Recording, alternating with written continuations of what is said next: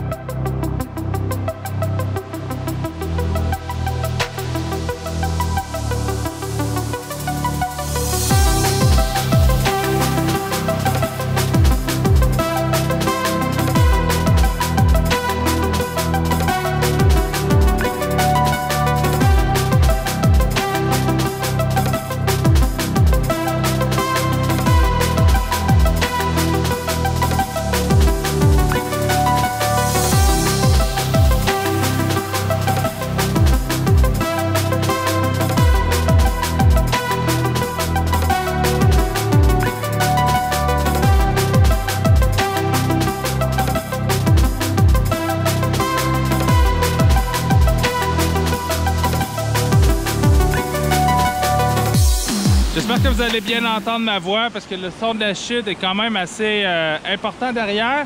Au pire, je vais doubler une voix par-dessus, ce sera pas bien grave.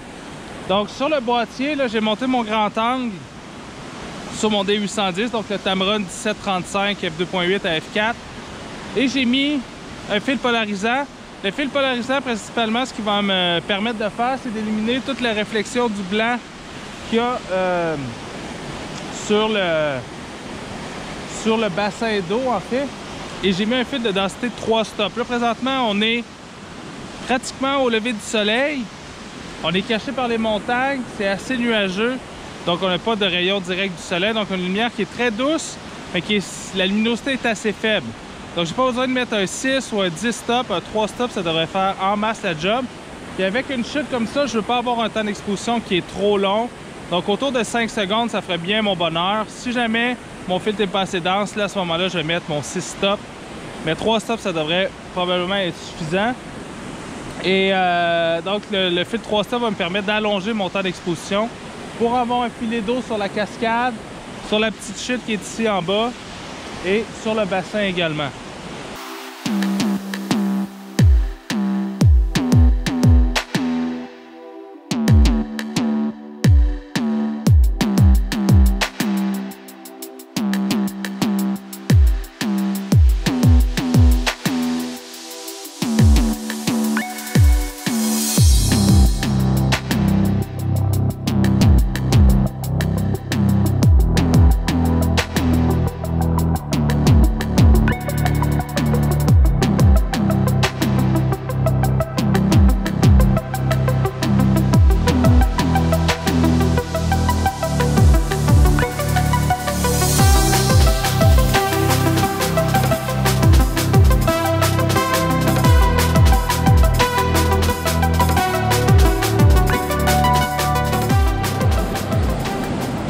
Donc présentement, avec le fil polarisant, on perd environ 2 crans de lumière. Le fil de 3 stops, donc 3 crans de lumière. Donc j'ai 5 stops de réduction de lumière qui rentrent à travers l'objectif.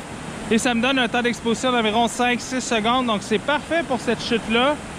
Il y a un bon débit au niveau de la chute, donc ça n'a pas besoin d'être plus que ça. On n'a pas besoin d'avoir un temps d'exposition qui est extrêmement long. Si j'avais moins de débit, là, il faudrait peut-être que j'aille chercher un temps d'exposition un petit peu plus long. Au niveau de l'ouverture, je suis autour de F11 pour avoir une bonne profondeur de champ pour que toute mon image soit bien nette. Et bien évidemment, mon ISO au plus bas pour avoir le moins de bruit possible et avoir la plus de qualité d'image possible dans mon image. Donc, présentement, la chute fait face un petit peu vers la droite.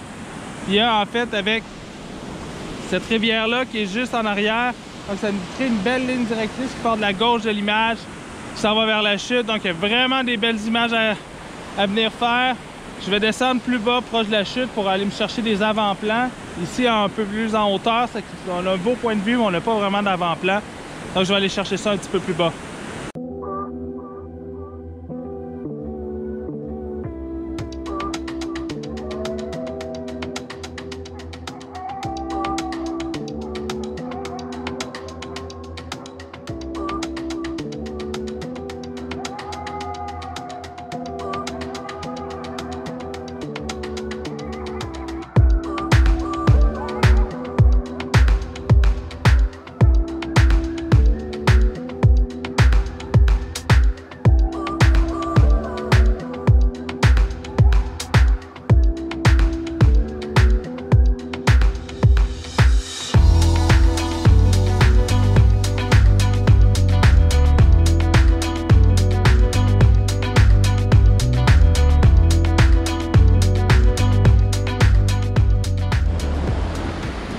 Donc j'aime bien le point de vue ici sur la rivière qui coule avec la chute derrière et surtout les formes, que les portions qui sont mouillées de glace dans l'eau avec la neige qui est sur les portions qui sont un peu surélevées.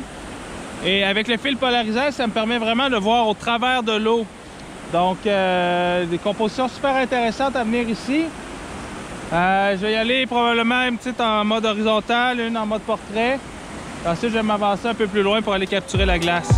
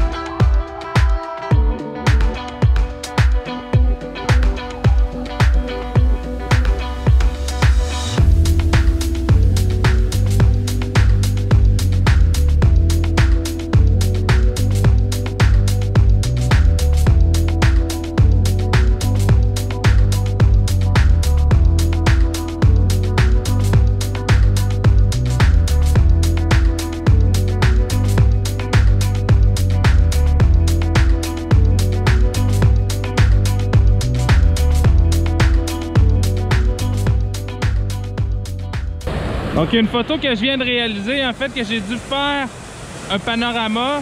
Donc j'ai pris une série d'images à la verticale que je vais fusionner ensemble pour faire une image horizontale parce qu'en fait j'étais pas assez large avec mon 17 mm. Mais même avoir eu mon 14-24, ça n'aurait pas été encore assez large parce qu'en fait je voulais voir le dedans, donc dans l'eau. Donc pour ça, il fallait que je sois très proche pour que je vois l'eau couler puis la glace qui était sous l'eau. Donc il fallait que je sois très proche, donc il a fallu que j'y aille avec un panorama. Moi, ce que je fais quand je fais des panoramas, j'essaie au moins d'avoir la moitié qui s'overlap d'une photo à l'autre pour être sûr que ça fusionne bien par la suite.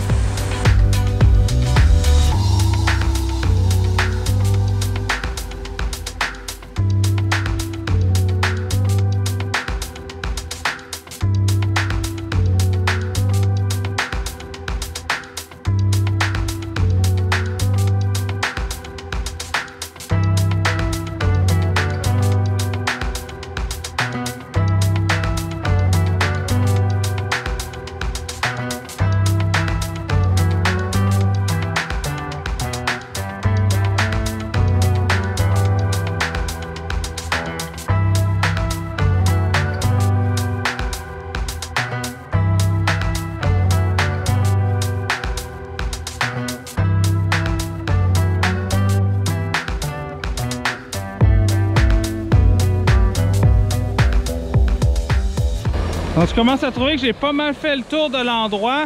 Du moins de la chute, j'ai pris un petit peu la rivière qui s'en allait de l'autre côté, c'était super beau aussi. Je vais troquer mon grand angle pour le télé. J'ai amené le 100-400 pour aller chercher vraiment des détails dans la chute. Le filet avec la glace qui est autour, je pense que ça va être super bien. Mais des très belles photos ce matin. Une très belle lumière, une lumière parfaite pour faire de la photo de cascade. Numéro 1.